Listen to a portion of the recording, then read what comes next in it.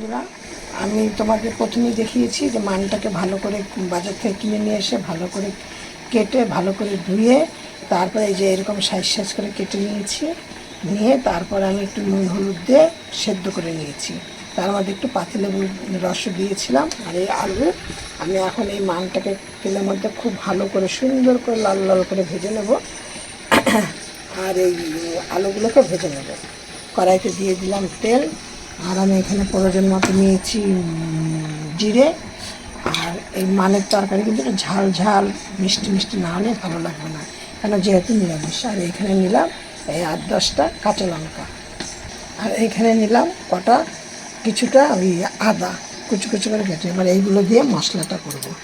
আর কড়াইয়ে আমার তেলটা গরম হয়ে গেছে। এবার এর মধ্যে আমি দিয়ে দিচ্ছি কচুগুলো।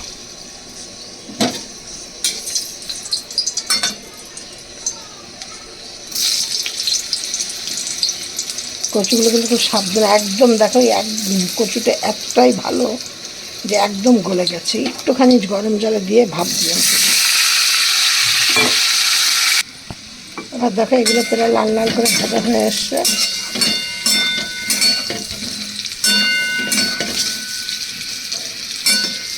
একদম কিন্তু মান কিন্তু খাওয়া শরীরের পক্ষে খুব ভালো। এবং মান যদি তোমরা মনে করো মানটা একটু যে কোনো মানে আমি রান্না করার সময় একটুখানি করে দিয়ে দিই, লেবুর রস দিলে, তাহলে কি হয়, আর অনেক সময় মান খেলে অনেকের গলাটা কুটকুট করে, মানে গলার মধ্যে একটা কেমন কেমন লাগে।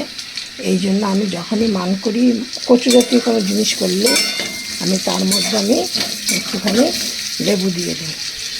লেবু যখনই সেদ্ধ করে নেব তখন যদি লেবুটা দেওয়া হোক, বা তরকারি করার সময় লেবুর রস দিলে পরে কালারটা অন্যরকম হয়ে যায় তরকারির। ওই জন্য আমি সেদ্ধ করার সময় লেবুর রসটা দিয়ে দিই। তোমরা ওইভাবে দিয়ে নেবা, দেখবে তোমাদেরও কিন্তু, তাহলে আর লেবু যদি গলার মতো কুটকুট করে তাহলে কিন্তু আর করবে না। আর এই কচু আলুর তরকারিটা কিন্তু মোটামুটি আমার মনে হয় সবাই পছন্দ করে, কিন্তু আমরা ভয়তে বাচ্চাদের দিই না যদি গলা ধরে, এই জন্য। এবার আমি এটাকে তুলে নিচ্ছি। এগুলোর মধ্যে দিয়েছি নুন আর সামান্য একটু দেখুন। এইগুলো তোমাদের সাথে আমি আরেকটা জিনিস শেয়ার করছি। ওই দেখো আমাদের ভাইরাল বসে আসছে, দেখতে পাচ্ছ তোমরা সবাই। এই জানলার পাশে একটা লোকে চালের একটা আছে, জায়গা আছে, ওইখানটাতে এরকম ধনী মানুষের সারাক্ষণ বসে থাকে, খাওয়া রাখে, তখন একটু খেতে দেবে। আর এইখানটা দিলাম কিছুটা মটরশুঁটি সেদ্ধ করতে। এই মটরশুঁটিটা কিন্তু এর মধ্যে দেবো।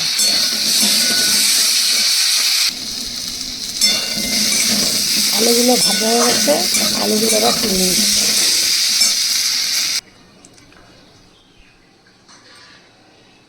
দিয়ে দেওয়া কড়াইতে তেলটা কিন্তু সেরকম বেশি দেবো না, কারণ আমার আলুগুলি আর মানগুলি সব ভাজা হয়ে গেছে। এবার এর মধ্যে দিয়ে দিচ্ছি কিছুটা সাদা জিরে, আর দিয়ে দিচ্ছি 2টো তেজপাতা, একটা দারচিনি টুকরো, আর একটুখানি 2টো এলাচ। তেজপাতাটা আমার ধুয়ে দিয়েছি বলে ওরকম মানে। এবার দেখো এইটা কিন্তু আমার প্রায় ভাজা ভাজা হয়ে এসছে, সুন্দর একটা গন্ধ হয়ে এসছে, ছাড়ছে। এবার আমি এর মধ্যে দিয়ে দিচ্ছি মশলা, আর দিচ্ছি কিছুটা কাশ্মীর লঙ্কার গুঁড়ো, যেহেতু কাঁচা লঙ্কা দিয়ে করা। দিয়ে আর এই মশলাটার মধ্যে দিয়ে দিচ্ছি একটুখানি জল, দিয়ে দিলাম হলুদ।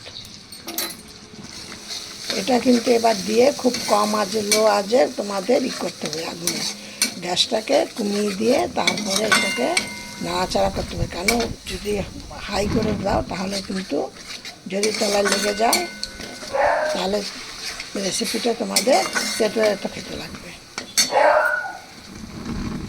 দিয়ে দিলাম এই যে চিনি। এবার দেখো মশলাটার মধ্যে দিয়ে দিচ্ছি টমেটো কুচি।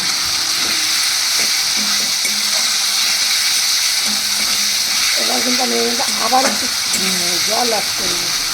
জলটা দেওয়ার কারণ হলো মশলাটা যত ভালো করে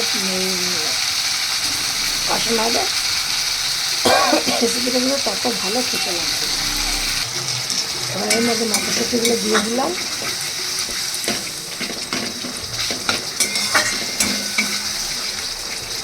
আর একটু মশলাটা তেলে ছাড়লেই, মশলাটাকে কত সময় তেল ছেড়ে দিয়েছে। এবার আমি এর মধ্যে দিয়ে দিচ্ছি মাছগুলো।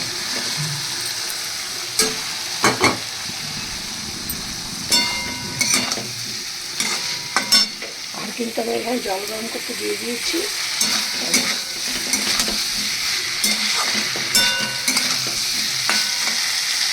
আর দেবো আলুগুলো।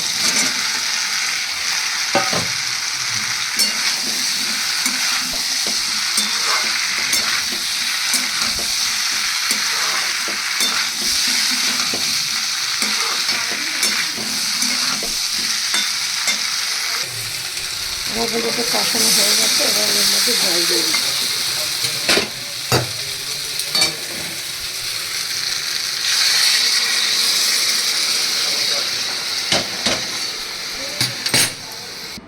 দেখো আমার রেসিপিটা হয়ে গেছে। এবার আমি এর মধ্যে দিয়ে দিচ্ছি ধনেপাতা।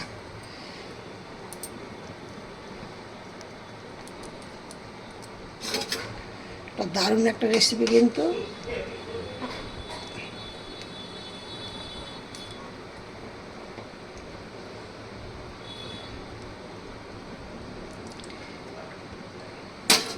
এবার আমি এটাকে দিয়ে দিচ্ছি চাপা।